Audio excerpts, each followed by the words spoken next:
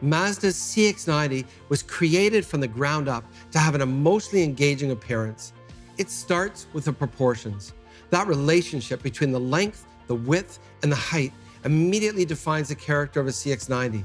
It is the longest and widest vehicle in our lineup, and the tires have been pulled out to the corners of the vehicle. It's especially noticeable at the front, with a long hood and the incredibly short overhang. This is only possible because of the rear-wheel drive platform on which CX-90 is based. The length and width of the vehicle give it a planted stance.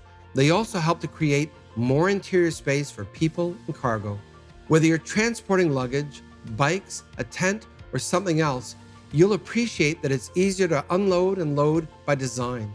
Design also played a role in shaping the elegant exterior. The available paint colors, such as the artisan red on this particular vehicle, have been developed to further bring the appearance of the vehicle to life.